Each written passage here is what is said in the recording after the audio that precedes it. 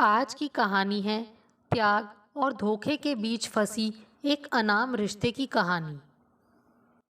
स्त्रियां अधिक यथार्थवादी होती हैं। जमीन व आसमान के संबंध में सबके विचार भिन्न भिन्न होते हैं, परंतु इस संदर्भ में पुरुषों के और स्त्रियों के विचार में बड़ा अंतर होता है। जब कुछ नहीं सूझता तो किसी सशक्त और धैर्य देने वाले विचार को पाने के लिए पुरुष नीले आकाश की ओर देखता है, परंतु ऐसे समय में स्त्रियां सिर झुकाकर धरती की ओर देखती हैं। विचारों में यह मूल अंतर है। पुरुष सदैव अव्यक्त की ओर, स्त्री सदैव व्यक्त की ओर आकर्षित होती है। पुरुष का आदर्श है आकाश, स्त्री का धरती। शायद इला को भी यथार्थ का बोध हो गया था। जीवन में जब जीवन को देखने या जीवन को समझने के लिए कुछ भी ना बचा हो और जीवन की सांसें चल रही हों, ऐसे व्यक्ति की वेदना कितनी असह्य होगी, महज यह अनुमान लगाया जा सकता है। शायद इसीलिए उसने आग और इलाज कराने से साफ मना कर दिया था। कैंसर की आखिरी स्टेज थी। नहीं, अब और नहीं। मुझे यहीं घर पर तुम सबके बीच चैन से मरने दो। इतनी तकलीफ़ें झेलकर अब मैं इस शरीर की और छिछालेदार नहीं कराना चाहती। इला ने अपना निर्णय सुना दिया। ज़िद्दी तो वह थी ही, मेरी तो वैसे भी उसके सामने कभी नहीं चली। अब तो शिबू की भी उसने नहीं सुनी। नहीं बेटा, अब मुझे इसी घर में अपने बिस्तर पर ही पड़ा रहने दो। जीवन जैसे तैसे कट गया, अब आराम से मरने दो बेटा। सब सुख देख लिया, नाती पोता, तुम सबका पारिवारिक सुख। बस अब तो यही इच्छा है कि सब भरा पूरा देखते देखते आंखें मूंद लूं। ईला ने शिबू का गाल सहलाते हुए कहा और मुस्कुरा दी। कहीं कोई शिकायत, कोई क्षोभ नहीं। पूर्ण तत्वबोध भरे आनंदित क्षण को नापा नहीं जा सकता। वह परमाणु सा होकर भी अनंत विस्तारवान है। पूरी तरह संतुष्टि और पारदर्शिता झलक रही थी उसके कथन में। मौत सिरहाने खड़ी हो तो इंसान बहुत उदार दिल वाला हो जाता है क्या? क्या चला चली की बेला में वह सबको माफ़ करता जाता है? पता नहीं। शिखा भी पिछले एक हफ्ते से माँ को मनाने की बहुत कोशिश करती रही, फिर हार कर वापस पति व बच्चों के पास कानपुर लौट गई। शिबू की छुट्टियाँ खत्म हो रही थीं। आंखों में आंसू लिए वह भी माँ का माथा चूमकर वापस जाने लगा। बस बेटा, पापा को फ़ोन आए तो फ़ौरन आ जाना। मैं तुम्हारे और पापा के कंधों पर ही शमशान जाना चाहती हूँ। एयरपोर्ट के रास्ते में शिबू बेहद खामोश रहा। उसकी आंखें बार बार भर आती थीं।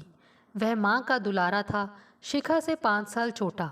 माँ की ज़रूरत से ज़्यादा देखभाल और लाड प्यार ने उसे बहुत नाजुक और भावनात्मक रूप से कमज़ोर बना दिया था।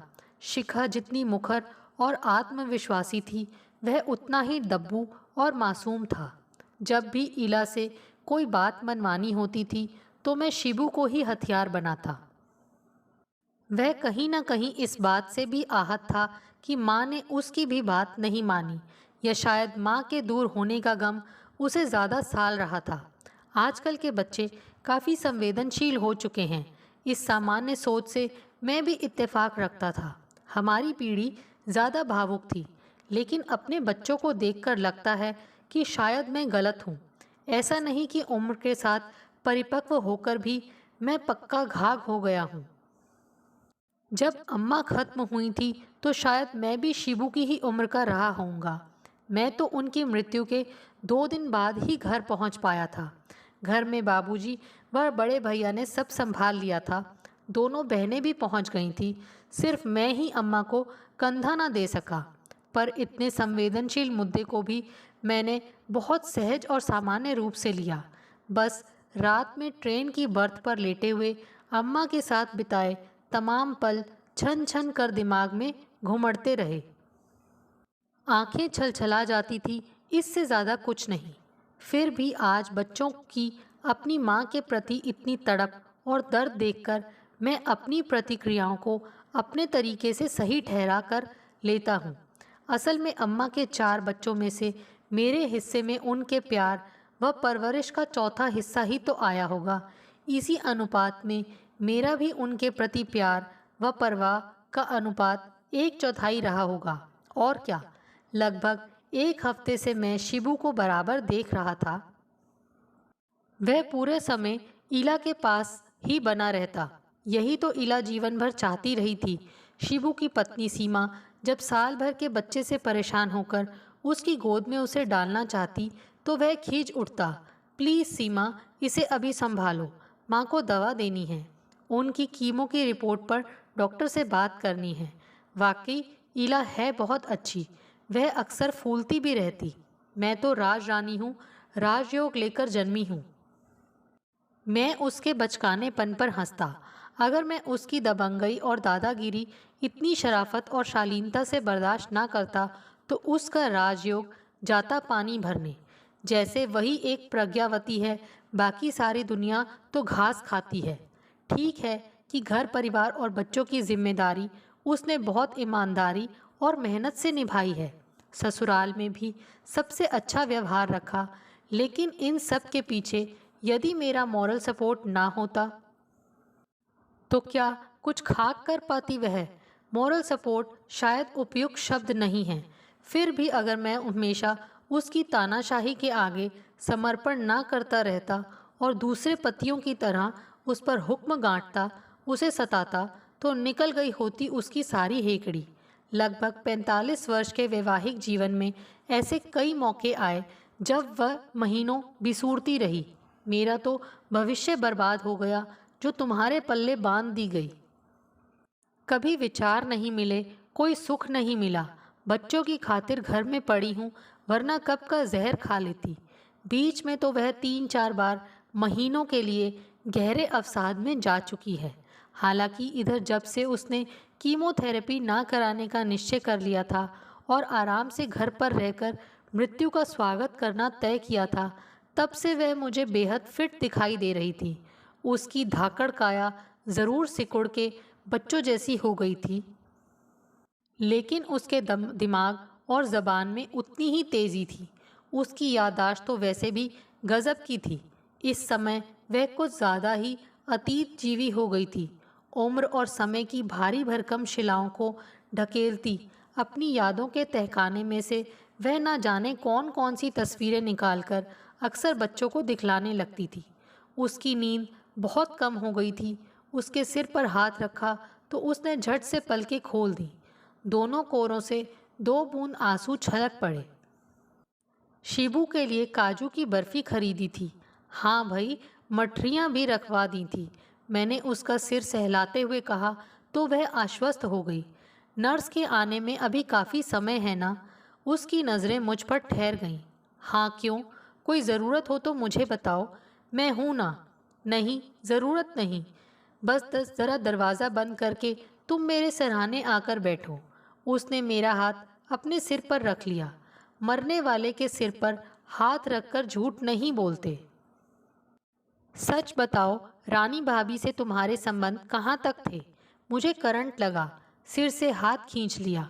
सोते हुए ज्वालामुखी में प्रवेश करने से पहले उसके ताप को नापने और उसकी विनाशक शक्ति का अंदाज़ा लगाने की सही प्रतिभा हर किसी में नहीं होती। पागल हो गई हो क्या? अब इस समय तुम्हें ये सब क्या सूझ रहा है? जब नाखून बढ़ जाते हैं तो नाखून ही काटे जाते हैं, उंगलियां नहीं। सो अगर रिश्ते में दरार आए तो दरार को मिटाओ, ना कि रिश्ते को। यही सोचकर चुप थी अभी तक, पर अब सच जानना चाहती हूँ। सूझ तो बरसों से रहा है, बल्कि सुलग रहा है, लेकिन अभी तक मैंने खुद को भ्रम का हवाला देकर बहलाए रखा। बस अब जाते जाते सच जानना चाहती हूँ।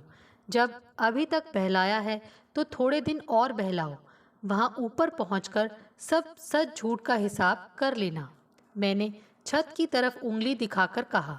मेरी खींच का उस पर कोई असर नहीं था। और वह विभा जिसे तुमने कथित रूप से घर के नीचे वाले कमरे में शरण दी थी, उससे क्या तुम्हारा देह का भी रिश्ता था? छी, तुम सठिया गई हो क्या? ये क्या अनाप शनाप बक रही हो? कोई ज़रूरत हो तो बताओ, वरना मैं चला। मैं उन आंखों का सामना नहीं करना चाहता था। क्षोभ और अपमान से तिल मिलाकर मैं अपने कमरे में आ गया। शिबू ने जाते जाते कहा था, माँ को एक पल के लिए भी अकेला मत छोड़िएगा। ऐसा नहीं है कि ये सब बातें मैंने पहली बार उसकी ज़बान से सुनी हैं। पहले भी ऐसा सुना है। मुझे लगा था कि वह अब सब भूल भाल गई होगी। इतने लंबे अंतराल में बेहद संजीदगी से घर गृहस्थी के प्रति समर्पित इला ने कभी इशारों से भी कुछ जाहिर नहीं किया। हद हो गई। ऐसी बीमारी और तकलीफ़ में भी खुराफाती दिमाग कितना तेज़ काम कर रहा था। मेरे मन के सघन आकाश से विगत जीवन की स्मृतियों की वर्षा अनेक धाराओं में होने लगी। कभी कभी तो ये ऐसी मूसलाधार होती हैं कि उसके निरंतर आघातों से मेरा शरीर कहीं छलनी छलनी ना हो जाए, ऐसा संदेह मुझको होने लगता है। परंतु मन विचित्र होता है। उसे जितना बांधने का प्रयत्न किया जाए वह उतना ही स्वच्छंद हो जाता है। जो वक्त बीत गया वह मुंह से निकले हुए शब्द की तरह कभी लौटकर वापस नहीं आता, लेकिन उसकी स्मृतियां मन पर ज्यों की त्यों अंकित रह जाती हैं। रानी भाभी की नाजो अदा का जादू मेरे ही सिर चढ़ा था। 17-18 की अलहड़ और नाजुक उम्र में मैं उनके रूप का गुलाम बन गया था। भैया की अनुपस्थिति में भाभी के दिल लगाए रखने का जिम्मा मेरा था। बड़े घर की लड़की के लिए इस घर में एक मैं ही था जिससे वे अपने दिल का हाल कहती। भाभी थी त्रिया चरित्र की खूब मंजी खिलाड़ी। अम्मा तो कई बार भाभी पर खूब नाराज़ भी हुई थी। मुझे भी कसकर लताड़ा तो मैं भी अपराध बोध से भर उठा था। कॉलेज में एडमिशन लेने के बाद तो मैं पक्का ढीठ हो गया। अक्सर भाभी के साथ रिश्ते का फ़ायदा उठाते हुए पिक्चर और घूमना चलता रहा। इला जब ब्याह कर घर आई तो पास पड़ोस की तमाम महिलाओं ने उसे गुपचुप कुछ खबरदार कर दिया था। साधारण रूप रंग वाली इला भाभी के भड़कीले सौंदर्य पर भड़की थी या सुनी सुनाई बातों पर। काफ़ी दिन तो मुझे अपनी कैफियत देते ही बीती। फिर वह आश्चर्यजनक रूप से बड़ी आसानी से आश्वस्त हो गई थी। वह अपने वैवाहिक जीवन का शुभारंभ बड़ी सकारात्मक सोच के साथ करना चाहती थी या कोई और वजह थी, पता नहीं। भाभी जब भी घर आती तो इला एकदम चौकन्नी रहती। उम्र की ढलान पर पहुंच रही भाभी के लटके झटके अभी भी एकदम यौवन जैसे ही थे। रंभा उर्वशी के जीन्स लेकर अवतरित हुई थी वे, या उनके तलवों में साक्षात पद्मिनी के लक्षण थे, पता नहीं। उनकी मत्स्य गंधा देह में एक ऐसा नशा था जो किसी भी योगी का तप भंग कर सकता था। फिर मैं तो कुछ ज़्यादा ही अदना सा इंसान था। दूसरे दिन नर्स के जाते ही वह फिर आह ओ करके बैठने की कोशिश करने लगी। मैंने तकिए पीछे लगा दिया। कोई तुम्हारी पसंद की सीडी लगा दूं? अच्छा लगेगा। मैं सीडी निकालने लगा। रहने दो, अब तो कुछ दिनों के बाद सब अच्छा और शांति ही शांति है, परम शांति। तुम यहाँ आओ, मेरे पास आकर बैठो। वह फिर से मुझे कटघरे में खड़ा होने का शाही फरमान सुना रही थी। ठीक है, मैं यहीं बैठा हूँ। बोलो, कुछ चाहिए? हाँ, सच सच बताओ, जब तुम विभा को दुखियारी समझकर घर ले आए थे और नीचे बेसमेंट में उसके रहने खाने की व्यवस्था की थी, उससे तुम्हारा संबंध कब बन गया था और कहाँ तक था? फिर वही बात, आखिरी समय में इंसान बीती बातों को भूल जाता है। और तुम? मैंने तो पूरी जिंदगी भुलाने में ही बिताई है। वह आंखें बंद करके हाँफने लगी। फिर वह जैसे खुद से ही बात करने लगी थी। समझौता कितना मामूली शब्द है, मगर कितना बड़ा तीर है जो जीवन को चुभ जाता है तो फांस का अनदेखा घाव सा ठीसता है। अब थक चुकी हूँ जीवन जीने से और जीवन जीने के समझौते से भी। जिन रिश्तों में सबसे ज़्यादा गहराई होती है वही रिश्ते मुझे सतही मिले। जिस तरह समुद्र की अथाह गहराई में तमाम रत्न छिपे होते हैं, साथ में कई जीव जंतु भी रहते हैं, उसी तरह मेरे भीतर भी भावनाओं के बेशकीमती मोती थे, तो कुछ बुराइयों जैसे जीव जंतु भी। कोई ऐसा गोताखोर नहीं था जो उन जीव जंतुओं से लड़ता, बचता बचाता उन मोतियों को देखता, उनकी कद्र करता। सबसे गहरा रिश्ता माँ बाप का होता है। माँ अपने बच्चे के दिल की गहराइयों में उतरकर सब देख लेती है, लेकिन मेरे पास में तो वह माँ भी नहीं थी जो मुझे थोड़ा भी समझ पाती। दूसरा रिश्ता पति का था, वह भी सतही। जब अपना दिल खोलकर तुम्हारे सामने रखना चाहती तो तुम भी नहीं समझते थे, क्योंकि शायद तुम गहरे में उतरने से डरते थे, क्योंकि मेरे दिल के आईने में तुम्हें अपना ही अक्स नज़र आता जो तुम देखना नहीं चाहते थे और मुझे समझने में भूल करते रहे। देखो, तुम्हारी सांस फूल रही है, तुम आराम करो। ईला। वह नवंबर का महीना था शायद। रात को मेरी नींद खुली तो तुम बिस्तर पर नहीं थे। सारे घर में तुम्हें देखा। नीचे से धीमी धीमी बात करने की आवाज़ सुनाई दी। मैंने आवाज़ भी दी, मगर तब फुसफुसाहट बंद हो गई। मैं वापस बेडरूम में आई तो तुम बिस्तर पर थे। मेरे पूछने पर तुमने बहाना बनाया कि नीचे लाइट बंद करने गया था। अच्छा, अब बहुत हो गया। तुम इतनी बीमार हो, इसीलिए मैं तुम्हें कुछ कहना नहीं चाहता। वैसे कह तो मैं पूरी ज़िंदगी कुछ नहीं पाया, लेकिन प्लीज़ अब तो मुझे बख्श दो। खीज और बेबसी से मेरा गला भर आया। उसके अंतिम दिनों को लेकर मैं दुखी हूँ, और यह है कि न जाने कहाँ कहाँ से गड़े मुर्दे उखाड़ रही है। उस घटना को लेकर भी उसने कम जांच पड़ताल नहीं की थी। विभा ने भी सफाई दी थी कि वह अपने नन्हे शिशु को दुलार रही थी, लेकिन उसकी किसी दलील का इला पर कोई असर नहीं हुआ। उसे निकाल बाहर किया। पता नहीं वह कैसे सच सूंघ लेती थी। उस दिन मैं कपड़े धो रही थी, तुम मेरे पीछे बैठे थे और वह मुझसे छिपाकर तुम्हें कोई इशारा कर रही थी। जब मैंने ध्यान से देखा तो वह वहाँ से खिसक ली थी। मैंने पहली नज़र में ही समझ लिया था कि यह औरत खूब खेली खाई है। 50 बार तो पल्ला ढलकता है इसका। तुमको तो खैर दुनिया की कोई भी औरत अपने पल्लू में बांध सकती है। याद है, मैंने तुमसे पूछा भी था, पर तुमने कोई जवाब नहीं दिया था, बल्कि मुझे यकीन दिलाना चाहते थे कि वह तुमसे डरती है, तुम्हारी इज्जत करती है।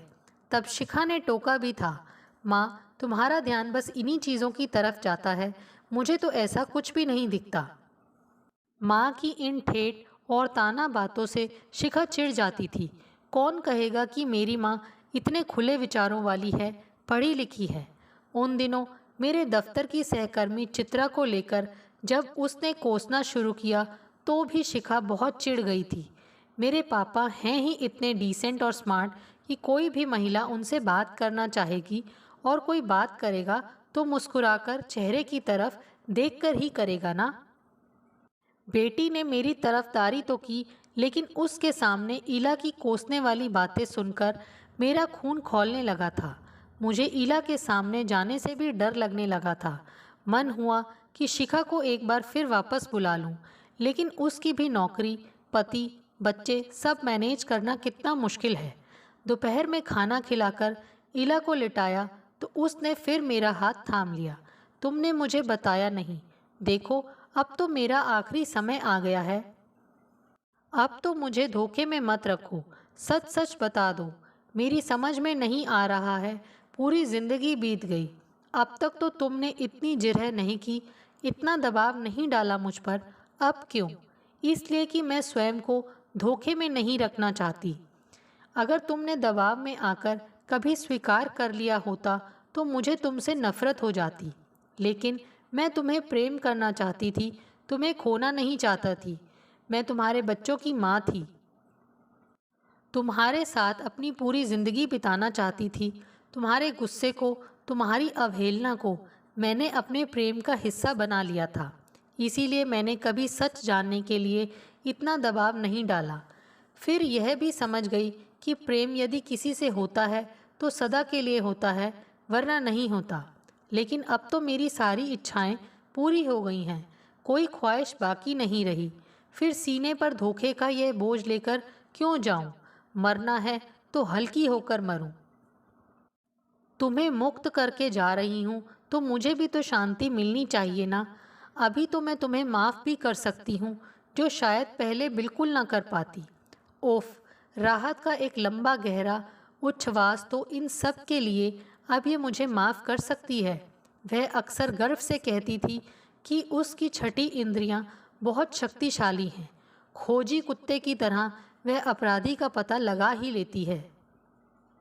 लेकिन ढलती उम्र और बीमारी की वजह से उसने अपनी छठी इंद्रिय को आस्था और विश्वास का एनेस्थीसिया देकर बेहोश कर दिया था, या कहीं बूढ़े शेर को घास खाते हुए देख लिया होगा। इसी से मैं आज बच गया।